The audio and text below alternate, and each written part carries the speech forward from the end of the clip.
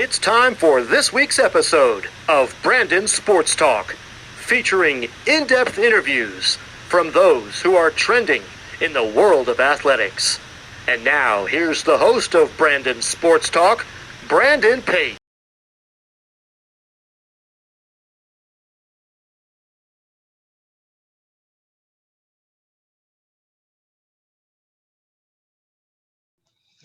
Welcome back to Brandon Sports Talk. In today's episode, I have the privilege to interview the Belmont Abbey's head men's basketball coach, Dan Ficke. How are you doing today? I'm doing well, Brandon. Thank you for having me. Can you talk about how you got started in college coaching? Yeah, absolutely. So I grew up in a coaching family. My father was a coach in the NBA and at the CBA level of pro basketball. And so I knew all along I wanted to coach and that it was going to be something I was going to try to do. And my first job was actually a high school JV head coach in Baltimore while I was finishing up my master's degree at Loyola University. And then had the opportunity to get a job at Wake Forest with Jeff Bezdelic, who was the head coach at the time. And I got to be the assistant director of ops. And that's kind of how I got into it. And, now that journey has led me here to Belmont Abbey and had the chance to run my own program. How was it with your dad being a coach in the NBA influencing you to be a coach? It was great. I got to be around the game my whole life.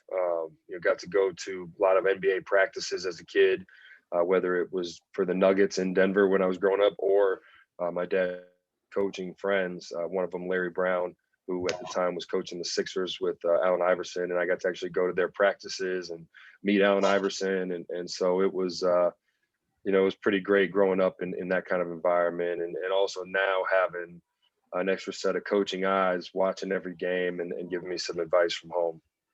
Can you talk about, of course, your time at Denver University?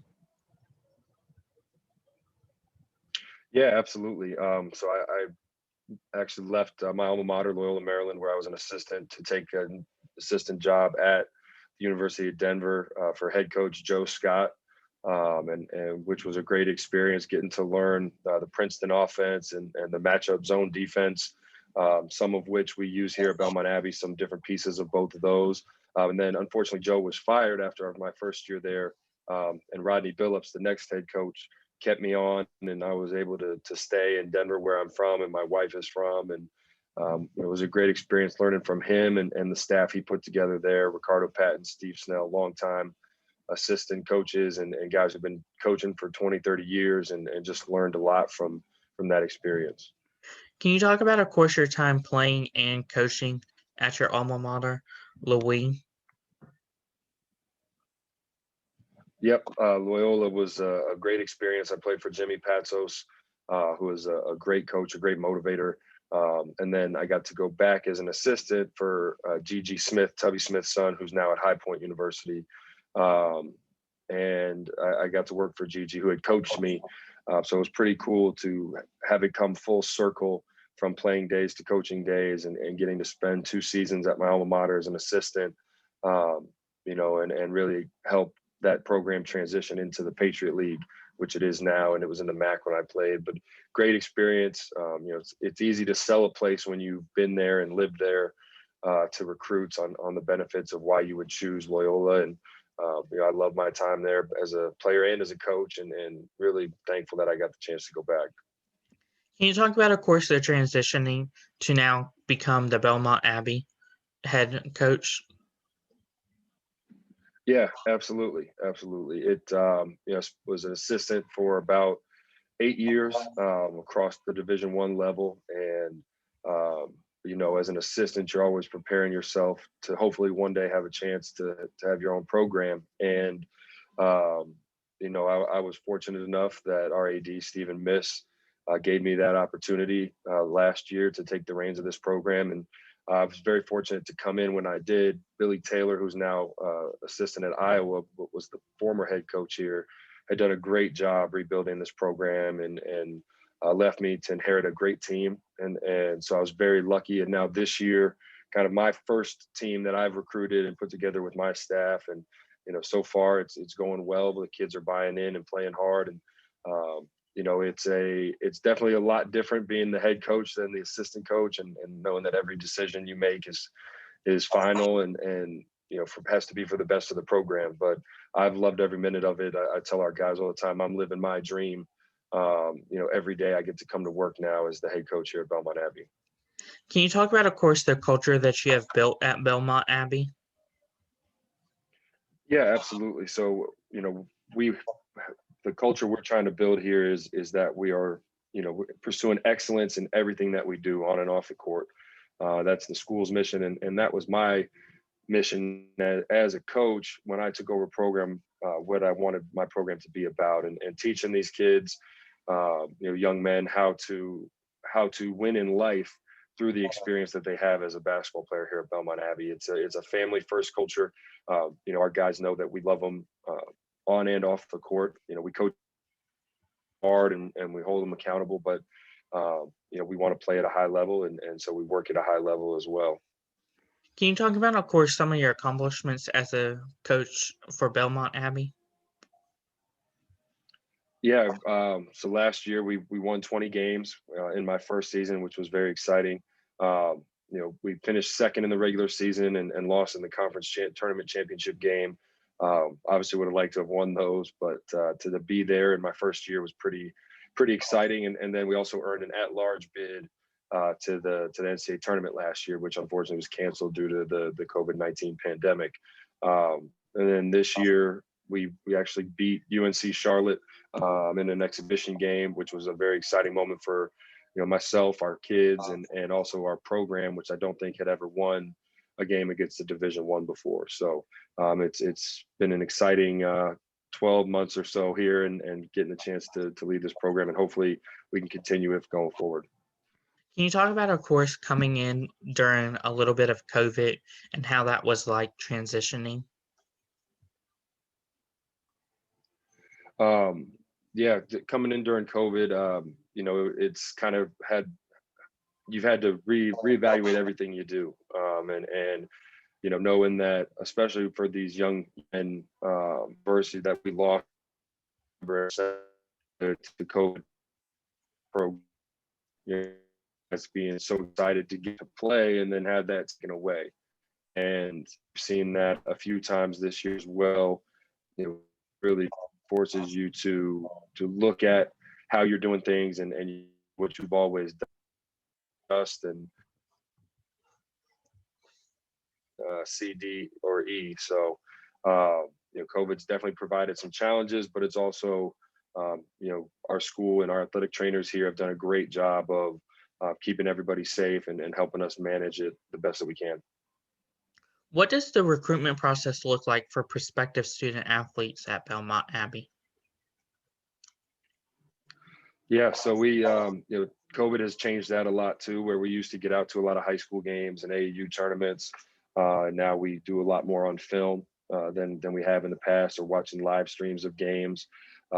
We also have a developmental program here. So we have a varsity and a developmental program. So we have about 50 guys in our program between those two teams. And, really it's, being identified as a good player. But then for us, it's also about finding guys that are good students and can make it here academically. And once we start the process, we try to get the young men and their families to know as much as they can about the Abbey, so that they feel that it's the right place for them. It's a place where they're going to grow, body, mind, and spirit. They're going to grow in their faith. They're going to grow in their academics, and they're going to grow in their ability to play basketball. What does the official visit look like as a prospective student athlete? Yeah, so for us, we typically do like a 24-hour official visit. We don't usually have them here for 48, which you're allowed to. But it's kind of try to show them a day in the life of a student athlete here, and they'll go to class, they'll attend a practice, and maybe work out with our guys if it's in the off season, or attend a game. We try to show them everything that they're going to do when they're here: our weight room, our cafeteria, the city of Charlotte, which is not too far from campus, only about 15 minutes. So we try to just give them that full experience of what it's like to be a Crusader when they come for that official visit. Of course, do they get to try on their jerseys before the whole COVID thing? Yeah, absolutely.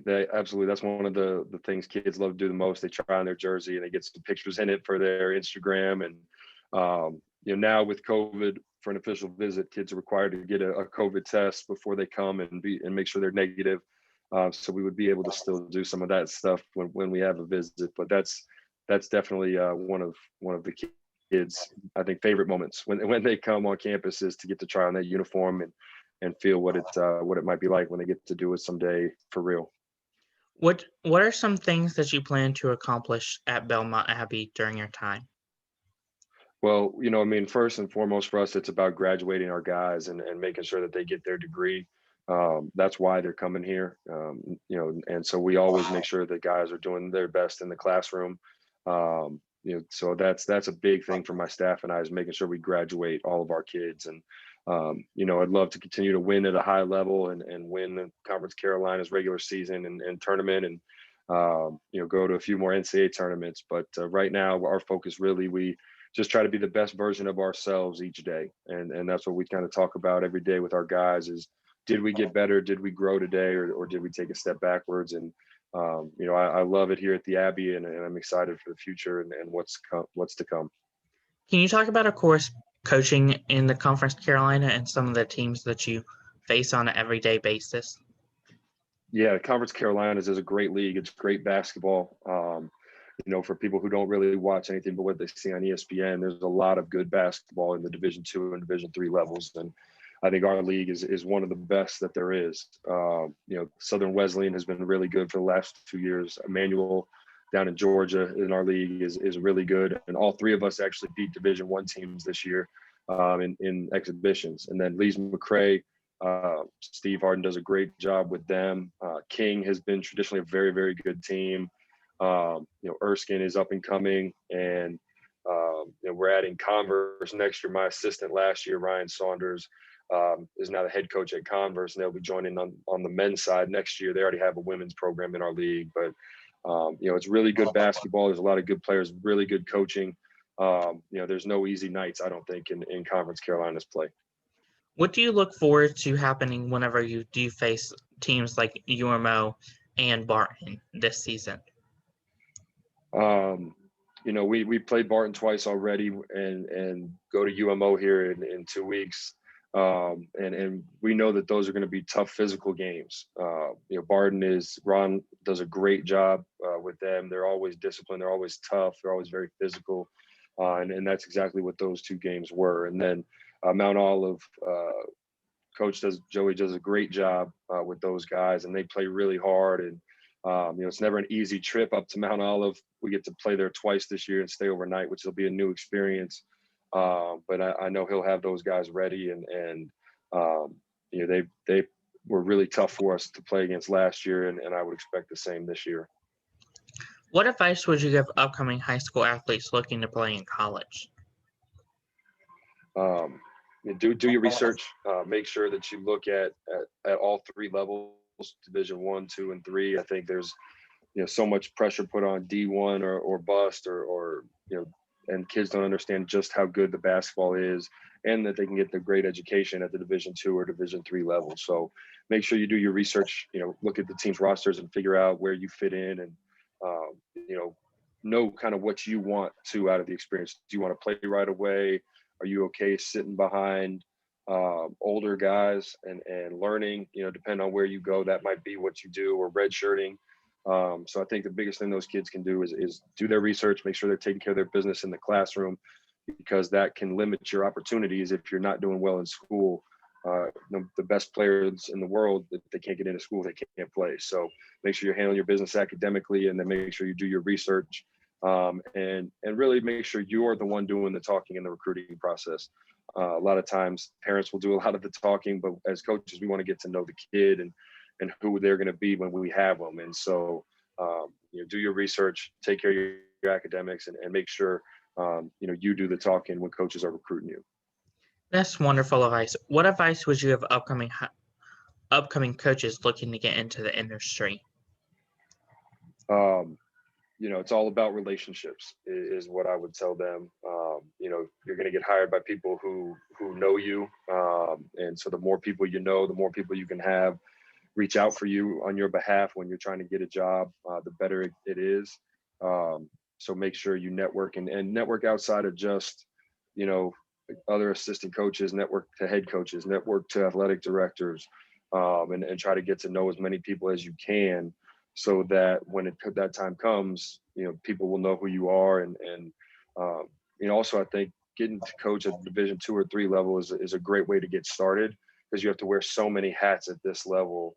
You're an academic advisor, you're a strength coach, sometimes you're a scout, obviously, and a coach, but there's a lot more to coaching than just the X's and O's. And at the Division 2 or 3 level, I think you can learn a lot about that. So, all about relationships, and don't be afraid to take a job at the Division 2 or 3 level, where you get to learn a lot and figure out who you are as a coach. That's wonderful advice. Where can my listeners find you at on social media, along with the Abbey's basketball program at? Yep, our Twitter, Instagram are at AbbeyMBB for Abbey men's basketball, and then mine, Instagram, and my Twitter are at Coach Ficke. And we try to have a good social presence on there, and keep people up to date with what we're doing. And we try to get a lot of information out about our program and the Abbey on there as well. Thank you again, Coach Ficke, for your interview, and best of luck in this upcoming season. Thanks for having me. I appreciate it. You can find Brandon Sports Talk on Facebook at Brandon Sports Talk, Instagram at Brandon Sports Talk, Twitter at Talk_Brandon, and you can find me on YouTube at Brandon Sports Talk. Don't forget to like, comment, and subscribe. Thank you again, Coach Ficke, for your interview, and best of luck. Thank you very much. You've been watching Brandon Sports Talk. Please feel free to like, share, and subscribe to Brandon Sports Talk on social media and on YouTube.